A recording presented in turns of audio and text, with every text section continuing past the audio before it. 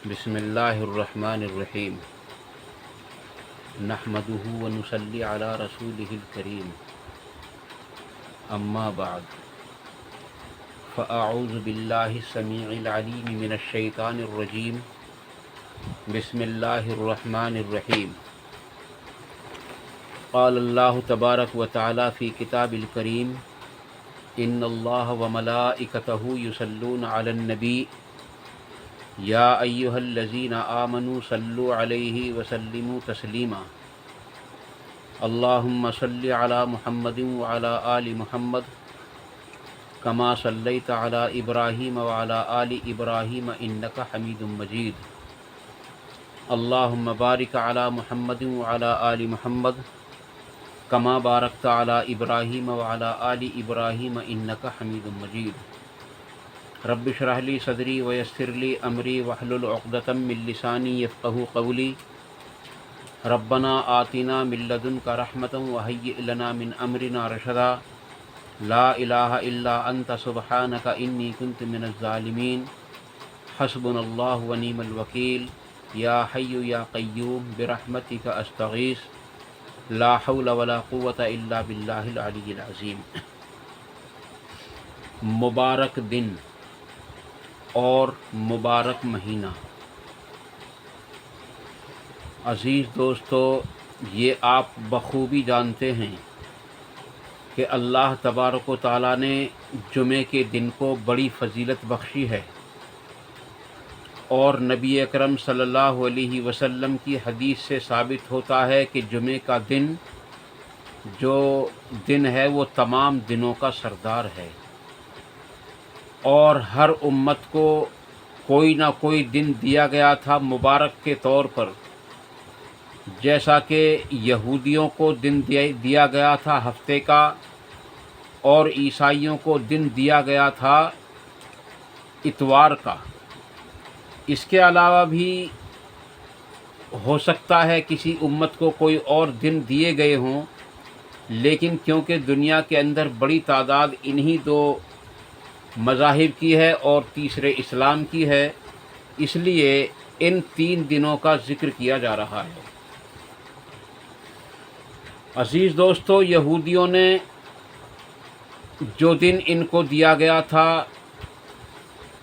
جو مبارک دن اور ان کے لیے فضیلت والا دن ان کو چن کر دیا گیا تھا ہفتے کا، اس میں انہوں نے اس کا ادب، اس کا احترام نہیں کیا، اور غالباً عیسائیوں نے بھی کچھ ایسا ہی کیا، اور اس امت کے لیے جو دن چنا گیا ہے وہ جمعے کا دن چنا گیا ہے۔ اب جو بات میں آپ کو بتلانے جا رہا ہوں وہ بات یہ ہے کہ ایک تو دن جمعے کا،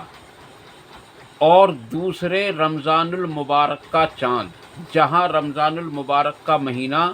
شروع ہوتا ہے۔ عزیز دوستو، اس زمن میں تقریباً 2 یا 3 روایات آپ کے سامنے صحیح مسلم سے پیش کروں گا،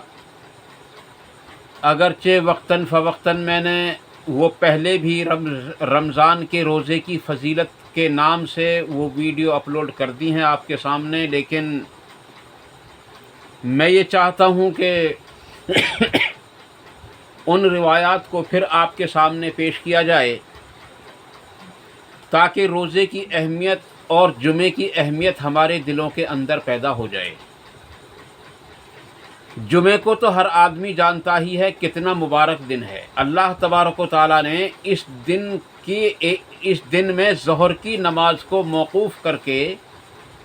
جمعے کی نماز کو فرض کیا ہے، اور اللہ تبارک و تعالیٰ نے قرآن کریم کے اندر پوری سورہ جمعہ نازل فرمائی ہے۔ اس کے علاوہ حدیثوں کے اندر جمعے کے بڑے فضائل ہیں جو آج میرا موضوع نہیں ہیں۔ آج کیونکہ رمضان کا موضوع ہے، اس لیے عزیز دوستو میں آپ کے سامنے وہی چند حدیثیں پیش کروں گا جو رمضان کے مہینے سے جو ہے منسلک ہیں، لیکن جمعے کے فضائل کے بارے میں آپ کو ایک چھوٹی سی حدیث پیش کر کے اس کے بعد آپ کے سامنے 2 یا 3 حدیث پیش کروں گا۔ وہ حدیث ہے، نبی اکرم صلی اللہ علیہ وسلم نے ارشاد فرمایا کہ جو شخص جمعے کی نماز کے لیے سب سے پہلے مسجد کے اندر پہنچتا ہے تو اللہ تعالیٰ اس کو ایک اونٹ اللہ کے راستے میں قربانی کرنے کا ثواب دیتا ہے، اور جب کوئی آدمی دوسرا مسجد کے اندر داخل ہوتا ہے، دوسرا جاتا ہے، اور تو اللہ تبارک تعالیٰ اس کو ایک بھینس یا گائے اللہ کے راستے میں صدقہ یا خیرات کرنے کا ثواب عطا فرماتا ہے، اور جب آدمی تیسرا اس کے اندر داخل ہوتا ہے مسجد کے اندر تو اس کو ایک بکری یا بکرا اللہ کے راستے میں خیرات کرنے کا اللہ تبارک تعالیٰ اجر و ثواب دیتا ہے۔ اور اس کے بعد ایک مرغی کا ذکر کیا، پھر انڈے کا ذکر کیا گیا، یہاں تک کہ جب خطیب خطبہ دینے کے لیے کھڑا ہو جاتا ہے تو فرشتے بھی اس کے خطبے کو سننے لگتے ہیں اور اس کا احترام کرتے ہیں، اور پھر دروازے پر لکھنے والا کوئی بھی نہیں رہتا۔ عزیز دوستو، یہاں یہ پتہ چلا کہ جو شخص اللہ کے لیے جمعے کی نماز کے لیے مسجد میں سب سے پہلے داخل ہوتا ہے، اللہ تعالیٰ اس کو ایک اونٹ اللہ کے راستے میں خیرات کرنے کا ثواب دیتا ہے، اور جب دوسرا آدمی جاتا ہے تو ایک گائے اللہ کے راستے میں خیرات کرنے کا ثواب عطا فرماتا ہے، اور جب تیسرا جاتا ہے تو ایک بکری، اور جب چوتھا جاتا ہے تو ایک مرغی، اور پانچواں جاتا ہے تو ایک انڈا۔ یہاں یہ بھی بات ثابت ہو گئی کہ جو لوگ یہ پوچھ رہے ہوتے ہیں کہ جی انڈے کے حلال ہونے کی دلیل کیا ہے، تو یہاں انڈے کے حلال ہونے کی دلیل بھی ہے، کیونکہ حرام مال کا صدقہ نہیں دیا جاتا اور حرام مال کا صدقہ قبول بھی نہیں کیا جاتا، اس لیے انڈے کے صدقے کا ذکر اس حدیث کے اندر موجود ہے۔ اس سے پتہ چلا کہ انڈا جو ہے حلال ہے۔ آئیے اس حدیث کی طرف۔ عزیز دوستو، یہ حدیث ہے صحیح مسلم سے، اور اس کا نمبر ہے تقریباً 2495،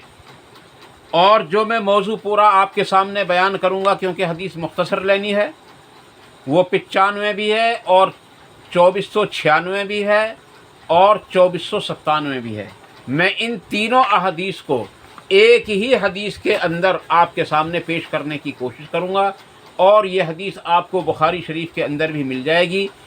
اگلی بار انہی احادیث کو ہم آپ کے سامنے بخاری شریف سے بھی پیش کر دیں گے انشاءاللہ تعالی۔ اس حدیث کے راوی ہیں حضرت ابو ہریرہ رضی اللہ عنہ۔ اب ابو ہریرہ رضی اللہ عنہ جو ہیں بہت زیادہ کثرت کے ساتھ احادیثیں وارد ہوئی ہیں، اور اللہ کے نبی صلی اللہ علیہ وسلم سے ان کا یہ بہت اللہ کے رسول کے قریبی رہتے تھے۔ اس کی وجہ یہ ہے،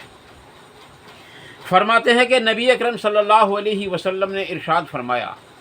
کہ جب رمضان المبارک کا مہینہ شروع ہوتا ہے، جیسا کہ آج یعنی مغرب کے وقت سے رمضان المبارک کا چاند نظر آ کر، یعنی جہاں سے جمعے کی رات شروع ہوتی ہے، یعنی آپ یہ سمجھو جہاں سے جمعرات کا دن ختم ہوتا ہے، سورج غروب ہوتا ہے، وہاں سے جمعے کی رات شروع ہوتی ہے، وہیں سے ٹھیک رمضان المبارک کا چاند نظر آ کر یہ رمضان کا مہینہ بھی وہیں سے شروع ہوا۔ آپ نے فرمایا کہ جب رمضان کا مہینہ شروع ہوتا ہے تو سب سے پہلا کام کیا ہوتا ہے؟ اللہ تبارک تعالیٰ جنت کے تمام دروازوں کو کھول دیتا ہے۔ دوسرے فرمایا کہ جہنم کے جتنے بھی دروازے ہیں وہ تمام کے تمام بند کر دیے جاتے ہیں، اور تیسرے فرمایا کہ تمام تر شیاطین کو قید کر دیا جاتا ہے۔ یہ عزیز دوستو 3 فضیلتیں اس حدیث کے اندر ذکر کی گئی ہیں۔ اس کے علاوہ اس سے جو اگلی حدیث ہے، یعنی 2496 نمبر جو حدیث ہے اور 2497 نمبر جو حدیث ہے، ان کا مفہوم بھی بالکل ٹھیک یہی ہے، اور اس میں تھوڑا سا فرق ہے۔ بس وہ فرق کیا ہے؟ حضرت ابو ہریرہ رضی اللہ عنہ راوی ہیں کہ نبی اکرم صلی اللہ علیہ وسلم نے ارشاد فرمایا کہ جب رمضان المبارک کا مہینہ شروع ہوتا ہے تو رحمتوں کے دروازے کھول دیے جاتے ہیں، اس میں جنت کے دروازے کھول دیے جاتے ہیں، اور اس میں رحمت کے دروازے کھول دیے جاتے ہیں۔ معنی مطلب دونوں کا ایک ہی ہے۔ رحمت اللہ تبارک تعالیٰ کی رحمت، اور جنت بھی اللہ تبارک تعالیٰ کی بڑی رحمت ہے۔ لیکن عزیز دوستو واضح رہے، جنت کن لوگوں کے لیے کھول دی جاتی ہے اور جہنم کن لوگوں کے لیے بند کر دی جاتی ہے، اس میں شرط یہ ہے کہ ان لوگوں کے لیے جو رمضان المبارک کا مکمل طریقے سے احترام کرتے ہوں اور رمضان المبارک کے مہینے میں جو ہے روزے رکھتے ہی ہوں۔ قرآن کریم کے اندر جہاں اللہ تبارک و تعالیٰ نے روزے کے فرض کرنے کا یعنی کہ روزے کی فرضیت کا اعلان کیا ہے، وہیں تھوڑے سے آگے چل کر مسافروں اور بیماروں کو اگرچہ اجازت دی تھی، لیکن وہ حدیث منسوخ کر کے آخر میں بتلا دیا گیا۔ اللہ تبارک تعالیٰ نے ارشاد فرما دیا کہ اب تو روزہ جو ہے میں یہاں تھوڑا غلط بول گیا ہوں عزیز دوستوں، مسافروں کو اور یعنی کہ مسافروں کو اور بیماروں کو روزہ چھوڑنے کی اجازت دی تھی، اور ان لوگوں کو بھی جو روزہ رکھنے کی طاقت ہونے کے باوجود روزہ نہ رکھنا چاہتے ہوں، ان کو بھی ایک اجازت تھی کہ وہ لوگ کیا کریں کہ ایک روزے کے بدلے جو ہے فدیہ دیں اور صدقہ کریں اللہ کے لیے۔ اس کی تعداد میں انشاءاللہ تعالیٰ اگلی ویڈیو میں کسی میں آپ کے سامنے بیان کر دوں گا، یا اگر کوئی سوال کرے گا تو میں جلد بتانے کی کوشش کروں گا، کیونکہ اس مسئلے میں کچھ اختلاف ہے عزیز دوستو۔ لیکن اس آیت کے اندر اچھے خاصے آدمی کو جو روزہ رکھنے کی طاقت بھی رکھتا تھا، اس کو